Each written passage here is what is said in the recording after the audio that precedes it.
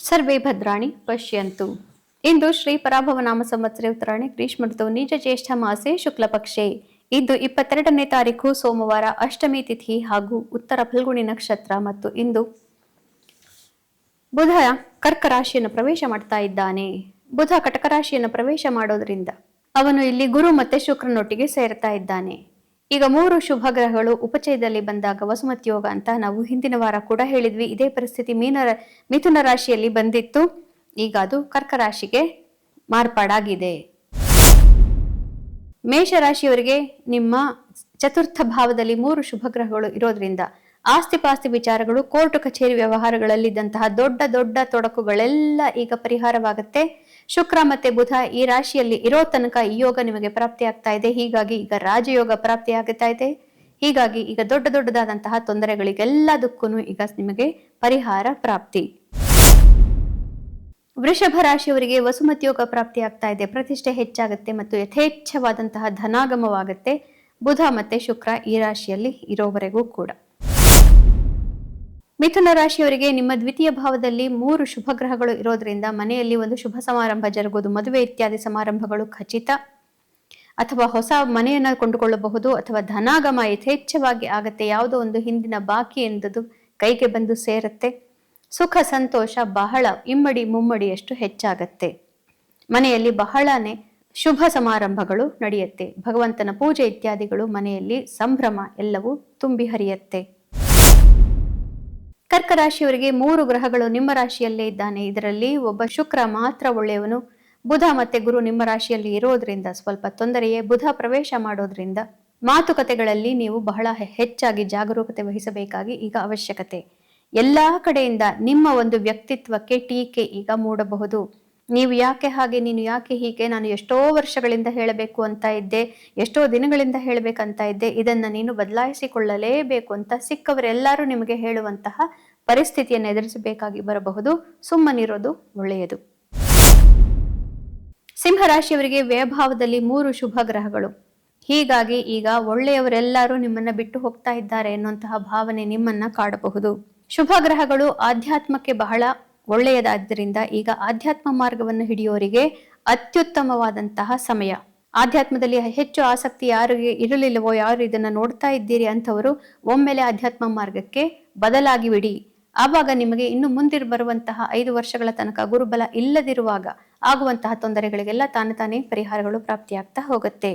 ಈಗಲೂ ಕೂಡ ಆಧ್ಯಾತ್ಮ ಮಾರ್ಗವನ್ನು ಹಿಡಿದೇ ಹೋದ್ರೆ ಲೌಕಿಕ ಮಾರ್ಗದಲ್ಲಿ ಅನೇಕ ಕಷ್ಟಗಳನ್ನು ನೋಡಬೇಕಾಗಿ ಬರುತ್ತೆ. ಯಾರ ಸಹಕಾರವೂ ಇರೋದಿಲ್ಲ. ಹೀಗಾಗಿ ಇದು ಬಹಳ ಕಷ್ಟಕರವಾದಂತಹ ಗೋಚಾರ. ಕನ್ಯಾ ರಾಶಿಯವರಿಗೆ ಇದು ಅತ್ಯುತ್ತಮವಾದಂತಹ ಗೋಚಾರ, ಇಷ್ಟಾರ್ಥ ಸಿದ್ಧಿ. ನೀವು 12 ವರ್ಷಗಳಲ್ಲಿ ಕಾಣದಷ್ಟು ಹಣವನ್ನ ಈಗ ನೀವು ನೋಡ್ತೀರಿ. ಕೈ ತುಂಬ ಹಣ, ಇದು ಖಂಡಿತ ಸಾಧ್ಯವಾಗುತ್ತೆ. ಹಾಗಾಗಿ ಯಾವ ಮಾರ್ಗಗಳಿಂದ ನಿಮಗೆ ಧನ ಪ್ರಾಪ್ತಿ ಆಗಬೇಕಾಗಿದೆಯೋ ಹೋಗಿ ಎಲ್ಲದನ್ನು ಪಡೆದುಕೊಳ್ಳಿ. ಮಿತ್ರರಿಂದ ಧನಾಗಮವಾಗುತ್ತೆ. ಹೀಗಾಗಿ ಗುಂಪುಗಳಲ್ಲಿ ಯಾರ್ಯಾರು ಪಾಲಿಟಿಷಿಯನ್ಸ್ ಇತ್ಯಾದಿಗಳೆಲ್ಲ ಇದ್ದೀರಿ, ಗುಂಪುಗಳಲ್ಲಿ ಅತಿ ಹೆಚ್ಚು ಹಣ ನಿಮ್ಮ ಕೈ ಬಂದು ಸೇರತ್ತೆ. ಹೀಗಾಗಿ ಎಷ್ಟು ಜನರ ಜೊತೆ ಸಾಧ್ಯವೋ ಅಷ್ಟು ಜನರ ಜೊತೆ ಸಂಪರ್ಕ ಮಾಡಿಕೊಳ್ಳಬೇಕು. ತುಲಾ ರಾಶಿಯವರಿಗೆ ನಿಮ್ಮ ಕಾರ್ಯಕ್ಷೇತ್ರದ ಸ್ಥಾನಕ್ಕೆ ಬುಧ ಬರ್ತಾ ಇದ್ದಾನೆ. ಶುಕ್ರ ಮತ್ತೆ ಗುರು ಈಗಾಗಲೇ ಇದ್ದಾರೆ. ಬಹಳ ದೊಡ್ಡದಾದಂತಹ ತಿರುವು ನಿಮ್ಮ ಕೆಲಸದಲ್ಲಿ ಈಗ ನೀವು ನೋಡ್ತೀರಿ. 10 ವರ್ಷಗಳಲ್ಲಿ ಕಾಣದಂತಹ ದೊಡ್ಡದಾದಂತಹ ಬದಲಾವಣೆಯನ್ನ ಈಗ ನೀವು ಮಾಡಿಕೊಳ್ಳಲೇಬೇಕಾಗಿ ಬರಬಹುದು. ಒಮ್ಮೆಲೆ ಇದ್ದಕ್ಕಿದ್ದಂತೆ ನಿಮಗೆ ಯಾರ್ಯಾರು ಬಹಳನೇ ವೆಸ್ಟರ್ನ್ ಥಾಟ್ಸ್ ಮತ್ತೆ ವೆಸ್ಟರ್ನ್ ರೀತಿಯಲ್ಲಿ ಜೀವನವನ್ನ ಮಾಡ್ತಾ ಇದ್ರಿ, ಈಗ ಒಮ್ಮೆಲೆ ಭಗವಂತನ ಹೆಸರನ್ನ ನಾಲಿಗೆಯಲ್ಲಿ ಹೇಳಲಿಕ್ಕೆ ಶುರು ಮಾಡಿಬಿಡಬಹುದು. ಇಂತಹ ಬದಲಾವಣೆಗಳನ್ನ ಈಗ ನೀವು ನೋಡ್ತೀರಿ. ಆದರೆ ಎಲ್ಲರೂ ಅದನ್ನು ಸುಲಭವಾಗಿ ನಂಬೋದಿಲ್ಲ. ಹೀಗಾಗಿ ಈಗ ಆಧ್ಯಾತ್ಮ ಮಾರ್ಗವನ್ನು ಹಿಡಿಯಬೇಕಾದಂತಹ ಪರಿಸ್ಥಿತಿ ತುಲಾರಾಶಿಯವರಿಗೆ ಬರಬಹುದು. ಆ ಕಾರ್ಯಕ್ಷೇತ್ರಗಳಲ್ಲಿ ದೊಡ್ಡದಾದಂತಹ ತೊಂದರೆಗಳನ್ನ ಈಗ ನೀವು ಎದುರಿಸಲೇಬೇಕಾಗತ್ತೆ. ವೃಶ್ಚಿಕ ರಾಶಿಯವರಿಗೆ ನಿಮ್ಮ ನವಮದಲ್ಲಿ 3 ಶುಭ ಗ್ರಹಗಳು, ಆದರೆ ಇದರಲ್ಲಿ ಬುಧ ಅಷ್ಟೊಂದು ಒಳ್ಳೆಯದಲ್ಲ. ಹೀಗಾಗಿ ಈಗ ಬುಧನ ಪ್ರವೇಶ ಆಗೋದ್ರಿಂದ ಸ್ವಲ್ಪ ಮಾತುಕತೆಗಳು ದೊಡ್ಡವರ ಜೊತೆಗೆ, ಹಿರಿಯರೊಂದಿಗೆ ಮನಸ್ತಾಪಗಳು ಇತ್ಯಾದಿಗಳು ನಡೆಯಬಹುದು. ಹೀಗಾಗಿ ಸ್ವಲ್ಪ ವಿನಯವನ್ನು ತೋರಿಸೋದು ಬಹಳ ಅವಶ್ಯಕ. ಧನು ರಾಶಿಯವರಿಗೆ ನಿಮ್ಮ ಅಷ್ಟಮ ಭಾವದಲ್ಲಿ 3 ಶುಭ ಗ್ರಹಗಳು.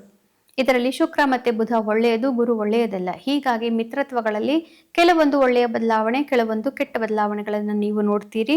ಕೆಲವೊಂದು ಮಿತ್ರತ್ವಗಳು ಯಾವುದು ನಿಮಗೆ ನಿಮ್ಮ ಧರ್ಮಕ್ಕೆ ಮತ್ತು ನಿಮ್ಮ ಮನಸ್ಸಿನ ಭಾವನೆಗಳಿಗೆ ಸರಿ ಹೊಂದೋದಿಲ್ವೋ ಅವುಗಳಲ್ಲಿ ಕೊನೆ ಮತ್ತು ವಾಗ್ವಾದಗಳನ್ನು ನೋಡಬೇಕಾಗಿ ಬರಬಹುದು. ಆದರೂ ಕೂಡ ಏನೋ ಒಂದು ಸಮಾಧಾನವನ್ನು ನೀವು ಮಾಡಿಕೊಳ್ಳುವಂತೆ ಮಾತನಾಡ್ತೀರಿ. ಮಾತಿನಿಂದ ನಿಮಗೆ ಲಾಭ. ಮಕರ ರಾಶಿಯವರಿಗೆ ನಿಮ್ಮ ಸಪ್ತಮದಲ್ಲಿ 3 ಗ್ರಹಗಳು ಬರ್ತಾ ಇದೆ.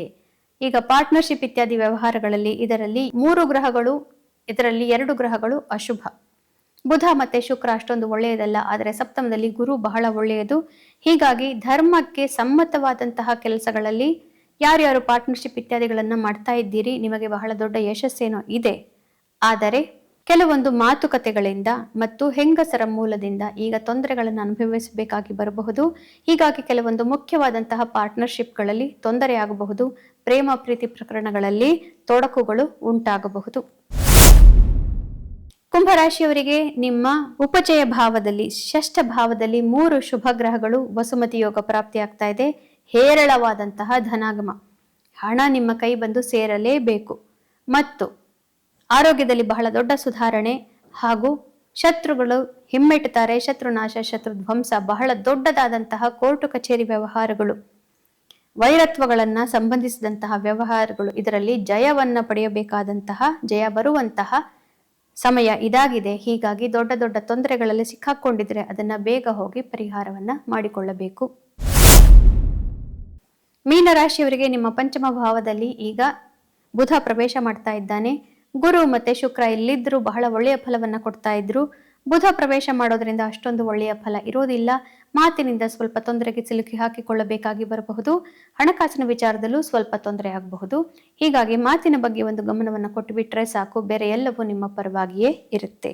ಪುನಃ ನಾಳೆ ಭೇಟಿಯಾಗೋಣ. ಅಲ್ಲಿವರೆಗೂ ನಿಮಗೆ ತಿಳಿದೇ ಇದೆ ಗೀತಾ ಶ್ಲೋಕಗಳ ಶ್ರವಣ, ಪಠಣ, ಮನನ, ಲೇಖನ ಇದನ್ನು ಮಾಡೋದ್ರಿಂದ ಭಗವಂತ ಎಲ್ಲಾ ತೊಂದರೆಗಳಿಂದ ನಮ್ಮನ್ನು ಪರಿಹಾರ ಮಾಡ್ತಾನೆ. ಶುಭಮಸ್ತು. ಶ್ರೀಕೃಷ್ಣ ವಿಜಯ.